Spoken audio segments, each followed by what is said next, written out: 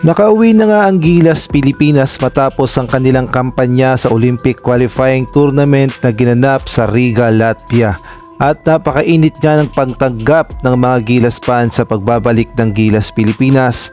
Kahit nga hindi tayo nakapasok sa Olympics ay maganda pa rin naman ang ipinakitang performance ng Gilas Pilipinas at masasabi nating proud na proud tayong maging Pilipino dahil nga sa ipinakitang galing ng Gilas Pilipinas at napansin tayo sa buong mundo nang talunin natin ang number 6 sa FIBA World Ranking na Latvia. Samantalang nagbigay naman ng update itong si Coach Tim Cone patungkol nga sa susunod na plano at sa susunod na laban ng Gilas Pilipinas. Ang target kasi ngayon ng Gilas Pilipinas ay makuha ang titulo ng FIBA Asia Cup 2025 na gagawin sa Kingdom of Saudi Arabia. Ngunit hindi nga biro ang makakalaban natin dito sa FIBA Asia Cup 2025. Nandito kasi ang mga malalakas na team sa Asia na kabilang na lamang dyan itong Japan at gay na rin itong Australia.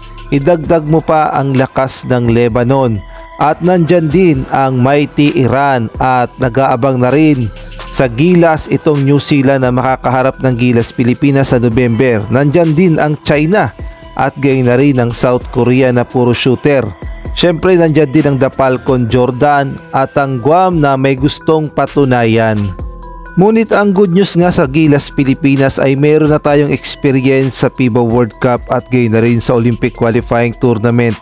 At kung ikukumpara naman sa ibang Asia ay hindi nga tayo natambakan sa FIBA World Cup at gay na rin sa Olympic Qualifying Tournament.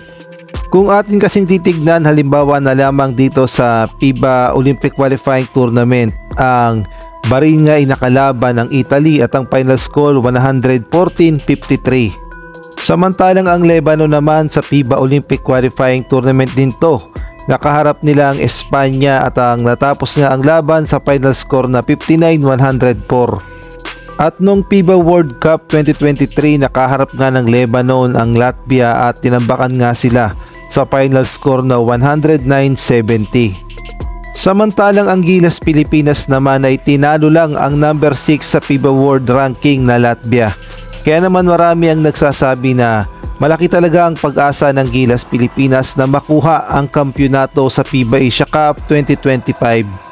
At kahit nga ang FIBA Asia Cup ay nagtatanong na kung hanggang saan ba ang makakaya ng Gilas Pilipinas sa susunod na FIBA Asia Cup dahil nung 2022 nga ay natapos tayo ng 9th place, kaya naman unpredictable pa rin kung makukuha ba natin ang kampyonato sa 2025.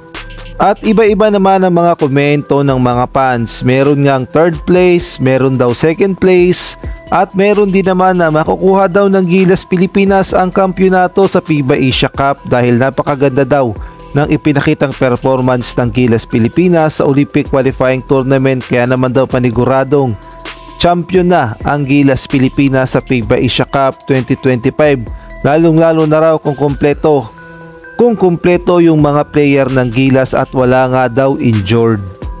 At kung kayo naman ang tatanungin sa tingin nyo, makukuha kaya ng Gilas Pilipinas ang 2025 FIBA Asia Cup title?